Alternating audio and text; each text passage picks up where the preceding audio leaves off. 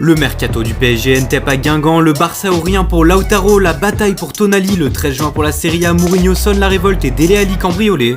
C'est parti pour le journal Made in Foot du 14 mai. Et on commence avec du mercato et le Paris Saint-Germain à la une de l'équipe. Un plan pour l'été indique le quotidien sportif, qui affiche un Leonardo très concentré sur le prochain marché des transferts. En 2 mois de confinement, le directeur sportif a eu le temps de réfléchir aux pièces manquantes de son effectif. Touché par une perte de 200 millions d'euros liée à la crise du coronavirus, Paris ne fera pas de folie mais sera tout de même actif pour se renforcer. En ce qui concerne le poste de gardien de but, Keylor Navas a parfaitement convaincu cette année, mais devrait être doublé. Le PSG pense notamment à Pepe Reina, actuel numéro 2 au Milan AC. À 37 ans, l'Espagnol dispose d'une grosse expérience qui pourrait servir au club de la capitale, également à la recherche de latéraux. Suite au très probable départ de Thomas Meunier cet été et au manque de talent à ce poste, Leonardo aurait plusieurs pistes des deux côtés, dont celle de Théo Hernandez. Le défenseur gauche des Rossoneri a réalisé une très belle saison, auteur de 5 buts et 3 passes décisives, mais coûterait 50 millions d'euros. Un prix qui pourrait repousser Paris, également intéressé par les profils de Nicolas Tagliafico, expérimenté défenseur argentin de l'Ajax, et Mattia De Sciglio, plus en difficulté à la Juventus. Les noms d'Adam Maruzic, Nelson Semedo et Amari Traoré sont également évoqués depuis plusieurs semaines. Dans l'axe central, le PSG ne manque pas d'exprimer son intérêt pour Kalidou Koulibaly, star de Naples. Le président De Laurentiis en demande 100 millions d'euros, mais n'aura sans aucun doute pas le choix de baisser son prix. Au milieu de terrain, les cas de Thomas Partey, joueur confirmé de l'Atlético de Madrid, et Boubacar Kamara, défenseur de formation et pépite de Marseille, sont aussi étudiés. En France, toujours l'en avant de Guingamp a officialisé hier la signature de Paul-Georges Ntep. Libre de tout contrat depuis sa résiliation avec Wolfsburg en février, l'attaquant camerounais a décidé de faire son retour en Bretagne, là où il s'était révélé à Rennes entre 2014 et 2017. Et après 2 échecs en prêt à Saint-Etienne et à Kayserispor en Turquie, Ntep va découvrir la Ligue 2 pour peut-être enfin relancer sa carrière à 27 ans.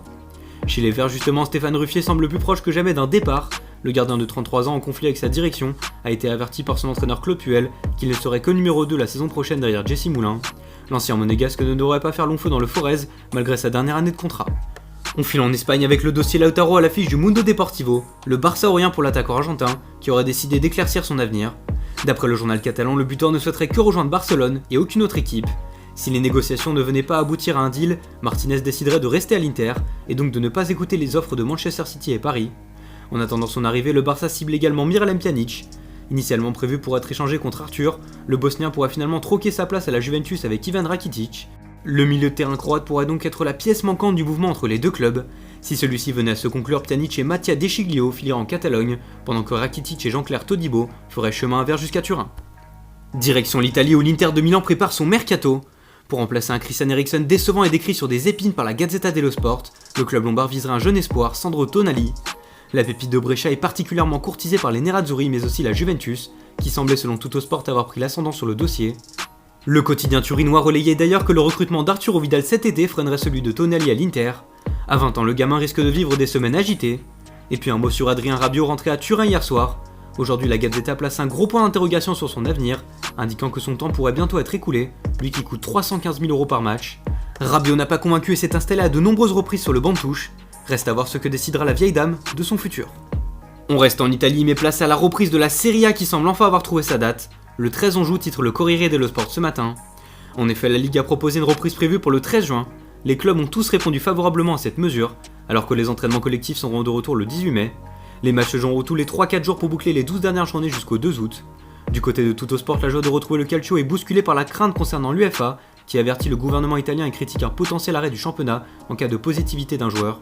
Le quotidien turinois indique même que les clubs transalpins pourraient perdre leur place européenne, une extrémité loin d'être encore atteinte, et à prendre avec des pincettes. Un point sur l'Espagne désormais, aujourd'hui AS rapporte que Marco Asensio est une option non négligeable pour suppléer Karim Benzema au poste de numéro 9 la saison prochaine. Victime d'une rupture des ligaments croisés en juillet 2019, le jeune espagnol revient petit à petit après une longue rééducation. Alors que Luka Jovic a subi une lésion au pied, l'écartant des terrains pour 2 mois, Asensio pourra en profiter pour prendre une place importante en attaque. Il faudra cependant attendre le retour de la Liga, prévu pour le 12 juin, une reprise appréhendée par le Barça comme le rapporte Sport. La dureté du protocole, la préparation physique sans public et les huis clos à venir pénaliseraient les Blaugranas, d'après le média local. Enfin, détour par l'Angleterre où la reprise de la Première Ligue continue de faire les gros titres des tabloïds. Pas trop vite, titre le Daily Express. José Mourinho, l'entraîneur de Tottenham, s'est exprimé hier à propos du projet Restart et ne souhaite pas un retour de la compétition au 12 juin, mais une semaine plus tard. Les joueurs ne seraient pas prêts comme l'indique le Metro Sport. Cette volonté du Special One est suivie par de nombreux managers outre-Manche, en sachant que les entraînements collectifs verront le jour le 18 mai. Mourinho demande un mois de préparation, pas question, dit José, relaie le Star Sport, qui décrit l'acte du Portugais comme le début d'une révolte contre la Première Ligue. Reprendre le 12 juin serait trop ambitieux et trop risqué pour la santé des joueurs, ainsi le décrit le Times. En Angleterre toujours, Dele Alli a été victime d'un cambriolage dans la nuit de mardi à mercredi d'après le Daily Mail. Logé avec son frère et leurs 2 compagnes, la star de Tottenham a été menacée au couteau par 2 hommes avant de prendre un coup au visage. Les criminels sont repartis avec des montres et des bijoux de luxe. Merci à tous de nous avoir suivis, n'hésitez pas à vous abonner, à commenter et à liker la vidéo. Et rendez-vous demain pour un nouveau journal Made in Foot.